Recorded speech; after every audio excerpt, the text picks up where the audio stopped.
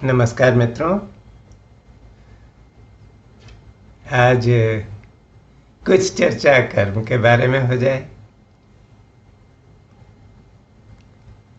इस दृश्य और श्रव्य जगत में हमारी जो भी जीवन यात्रा चल रही है उसमें अनेकानेक चुनौतियां हमारे सम्मुख आती रहती हैं। किसी को शरीर से कष्ट है तो किसी को मन से।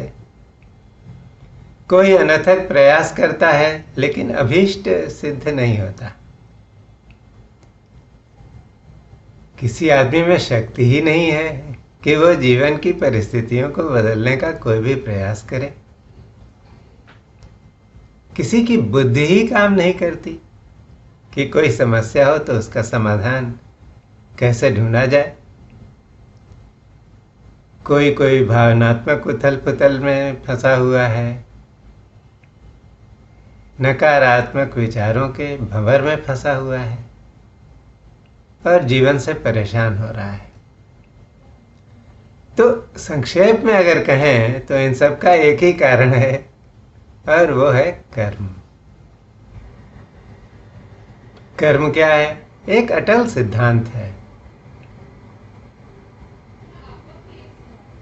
कारण हो, उस कारण की वजह से जो कार्य होता हो और उस कार्य की वजह से जो उसका प्रतिफल आता हो,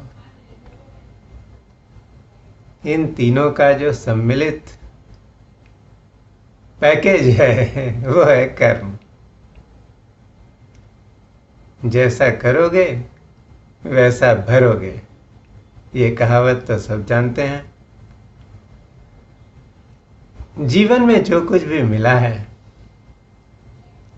चाहे वह प्रीतिकर हो और चाहे कष्टकर, दोनों के पीछे कर्म ही है। अब यह कर्म तो अगम्य है, अग्राह्य है। उसको समझना, उसको पकड़ पाना, उसको जान पाना बहुत मुश्किल है।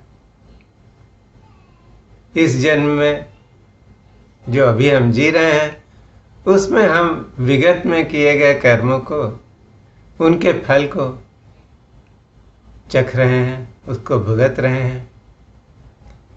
तो वर्तमान में हमारी जो भी परिस्थितियां हैं उनके मूल में जो कार्य और कारण हैं, उनकी जड़ें तो अनेकानेक जन्मों में पहले किए गए कर्मों में विद्यमान है।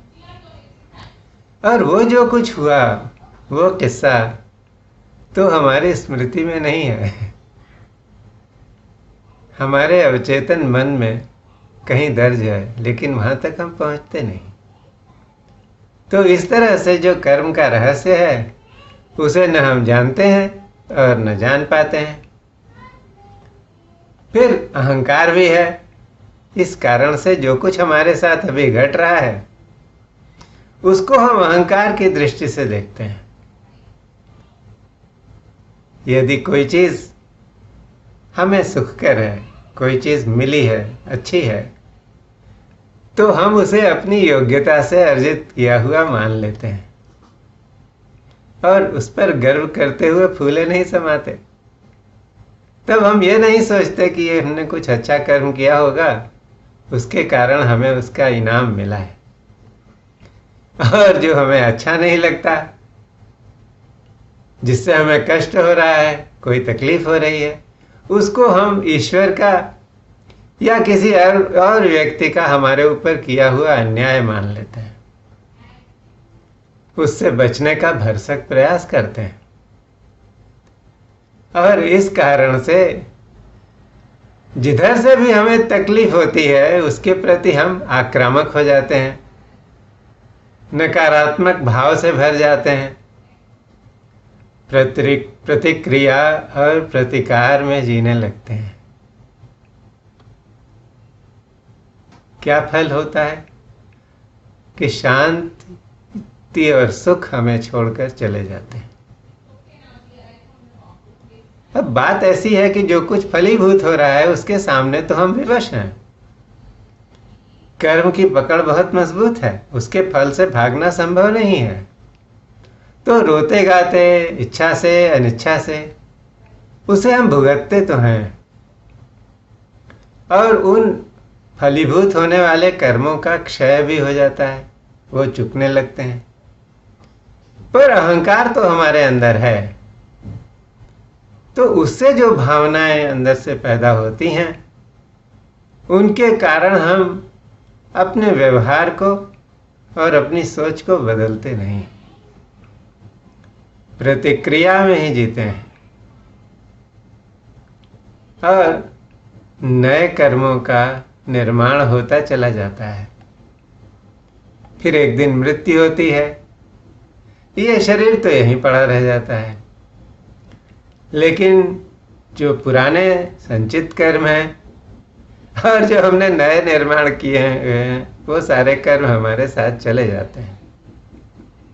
एक कर्मों की बहुत बड़ी गठरी हमारे साथ चल रही है, और इस गठरी से ही हमारे अगले जन्मों की पृष्ठभूमि मौजूद है। अगले जन्मों में भी हम यही करते हैं, कुछ कर्म कटते हैं और कुछ कर्म नए कर्म बना लेते हैं, और संसार का चक्र इसी तरह से चलता रहता है। प्रश्न यह है कि इस चक्र से मुक्ति कैसे मिले। तो मुक्ति जो है वो अध्यात्म यात्रा का मार्ग भी है और गंतव्य भी, कि धीरे धीरे कर्म कटेंगे और नए कर्मों का निर्माण नहीं होगा, तो एक दिन गंतव्य पर पहुंच जाएंगे, मुक्त हो जाएंगे। लेकिन गंतव्य पर तो वही पहुंचेगा जो मार्ग पर निकल पड़ेगा, निष्ठा के साथ यात्रा करेगा और मार्ग की बाधाओं को पार करेगा। मार्ग अनेक हैं, ज्ञान, भक्ति, सेवा, ध्यान, जप, क्रिया, बहुत से मार्ग हैं, और सभी मार्ग श्रेयस्कर हैं और सभी प्रभावी हैं। सभी ऐसे हैं कि उनके अनुकरण से हमारी चेतना में उत्तरोत्तर विकास होता है, उसमें बढ़ोतरी होती है, अंतःकरण शुद्धि होती है, हमारी सोच में और हमारे कर्मों में परिष्कार आता है, और इससे कर्मों की पकड़ हमारे ऊपर कम होने लगती है।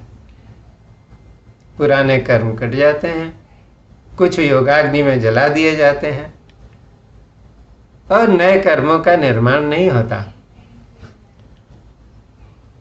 तब जब कर्म ही नहीं बचते, तो एक दिन जीते जागते मुक्ति मिल जाती है। ऐसा व्यक्ति शरीर त्यागने से पहले शरीर में ही मुक्त है, मुक्त भाव से रहता है और लीला भाव से इस जगत में आचरण करता है।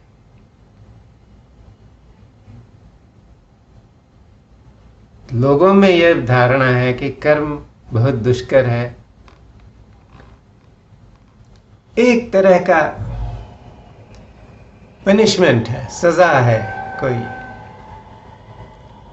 लेकिन यदि हम आध्यात्मिक प्रगति के दृष्टि से देखें तो ऐसा नहीं है।